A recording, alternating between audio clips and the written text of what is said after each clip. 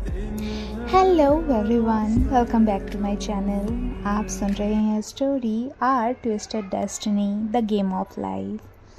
अब आगे chapter 7, Neelanjana's point of view.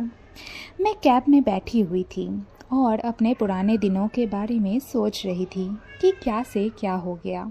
जो इंसान मेरे एक आहट से मेरे पास खड़ा हो जाता था, वही इंसान अब मेरे लाख चीखने के बाद भी आने को तो दूर सुनना तक पसंद नहीं करता।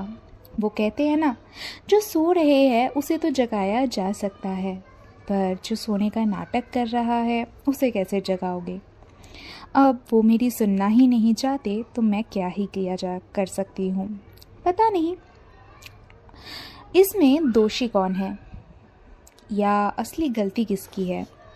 मेरे पिता की, जिसने अपने बीवी को छोड़कर किसी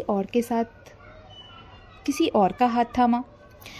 मेरी माँ की, जिसने उस औरत को अपने घर में रहने दिया, या उस औरत की जो अपने बेस्ट फ्रेंड के पति के साथ ही रिश्ता बनाया और उनके बच्चे को भी पैदा किया। गलती किसी की भी क्यों ना हो, उस गलती का खामियाजा तो मुझे ही देना पड़ा है। मुझे आज भी वो दिन याद है जब मेरी प्रॉब्लम की वजह से मैं स्कूल में ही रह गई थी, और जब नेक्स्ट डे जब मैं घर आई तो मेरी दादी के लफ्ज़ कुछ इस प्रकार थे: अपना ध्यान भी खुद से रखा नहीं जाता तुमसे, हमेशा किसी ना किसी पे बोझ बन के रहना है बस। और मज़े की बात ये थी कि मेरे पापा वहीं पर थे। उन्होंने कुछ नहीं बोला, जबकि मैंने उन्हें कॉल किया था, अपनी कंडीशन समझाई थी, पर वो नहीं आए। और आते भी कैसे, वो बिज़ी थे ना अपने बेटे के साथ। उनके बेटे ने ज़िद जो की थी कि उन्हें घूमने जाना है, तो वो वहाँ बिज़ी थे अपनी फैमिली के साथ, उनकी न्यू फैमिली और उनकी न्यू बीवी और बेटे के साथ।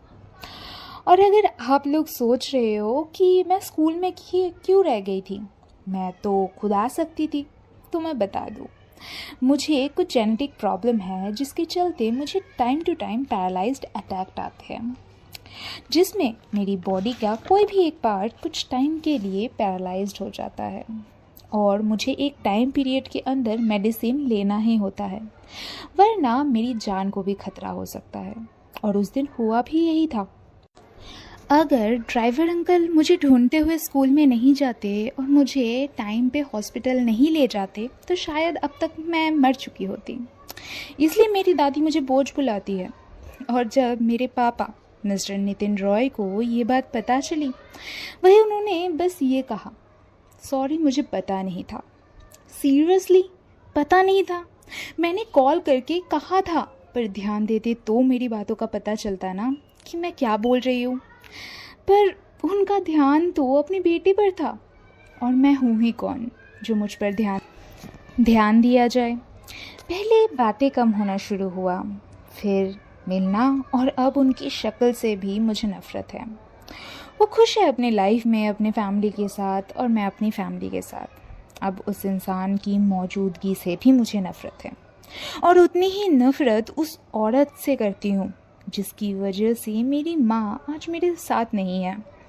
मेरी माँ ने दोस्त की तरह संभाला था, उसके बारे में, उसके बदले उसने और उस घटिया औरत ने मेरी माँ की ही ज़िंदगी तबाह कर दी,